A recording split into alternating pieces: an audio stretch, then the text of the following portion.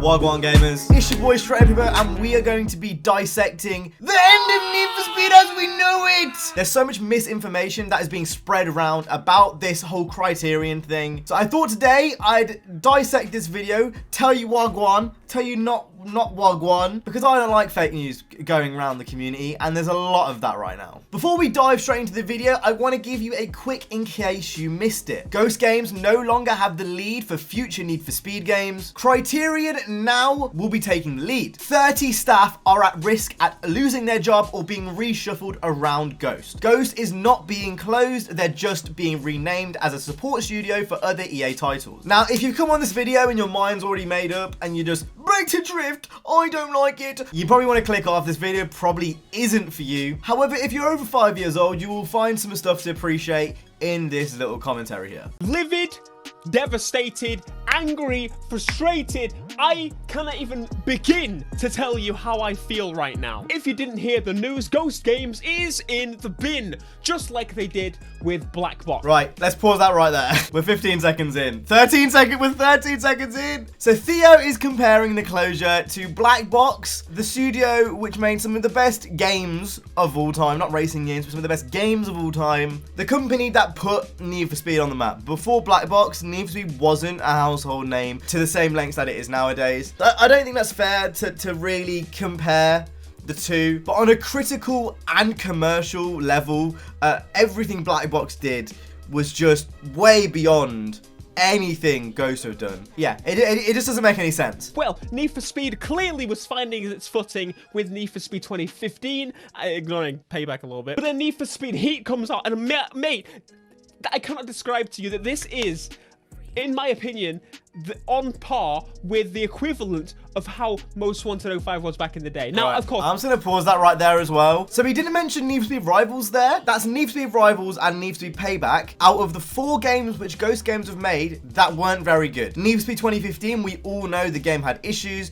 was not a good game. The direction was there and the art style was there, etc. But even since then, nothing has quite lived up to 2015's vision, I guess we could say. I think the mere fact Theo brushed over Rivals and then brushed over Payback, half of the games they've made kind of is the reason why Ghost are being closed. In my opinion, on par with the equivalent of how Most Wanted 05 was back in the day. And that was a wild hot take, Theo. I'm not trying to bring opinions into this video, but that is a wild hot take to say that this is on the same level as Most Wanted. Even I would go as far as saying the customization in this current game is better than that of the old. So basically, no, that's a fact. there's factually more customization in this game than there was in the one from 14 years ago, going 15 this year. But that doesn't mean much because most of the customization that was in this game was in Need for Speed 2015,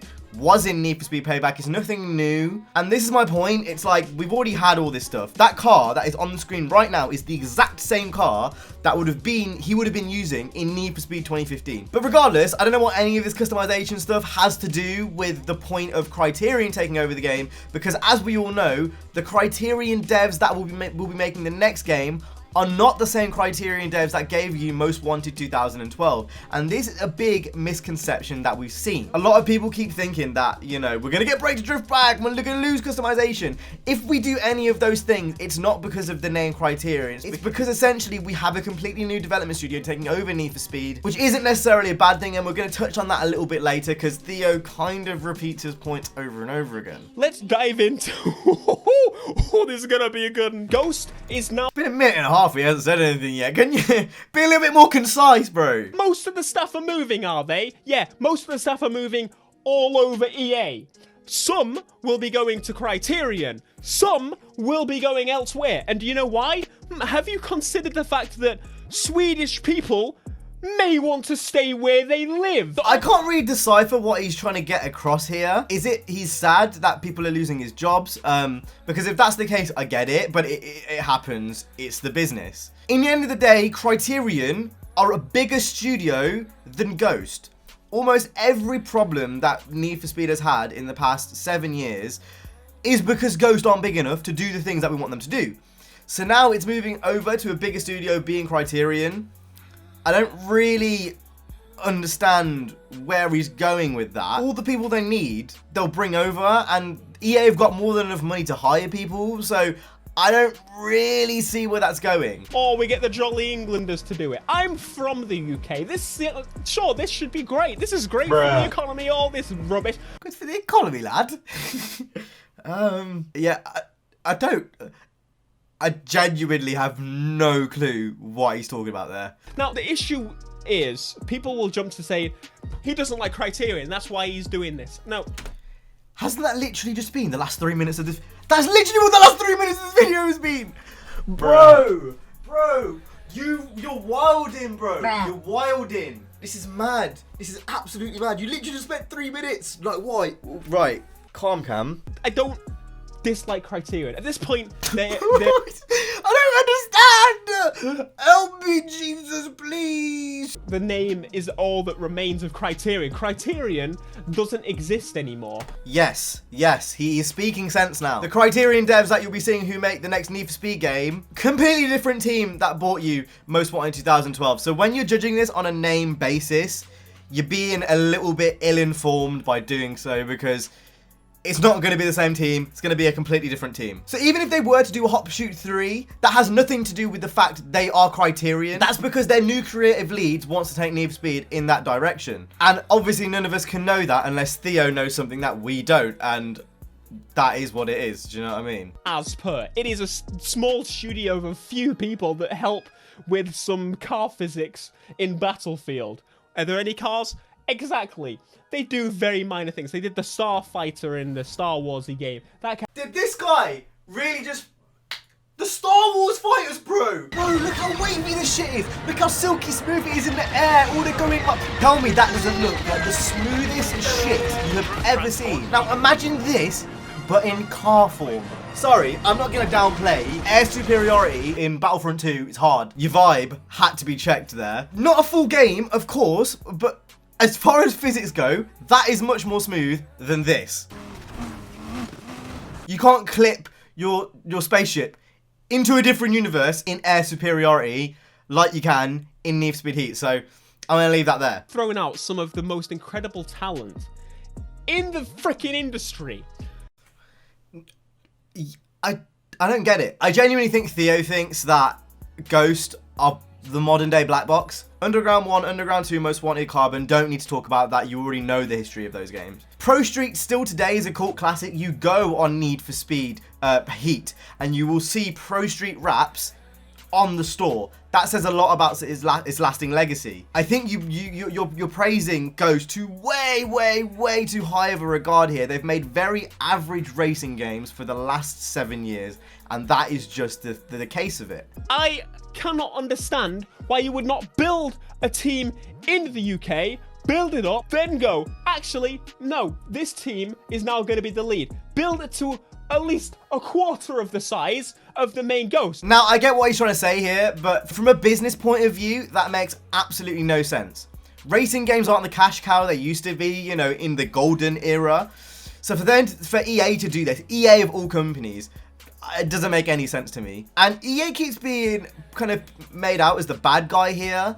They've given Ghost an extra year of development for Need for Speed. A lot of creative liberties were given from EA to Ghost in recent history with the Need for Speed franchise. It's clearly a franchise they actually care about. EA, like, I'm not going to sit here and say EA bad. They are a shit company, and some of the things they do, especially with the sports, you know, franchises, etc., shit.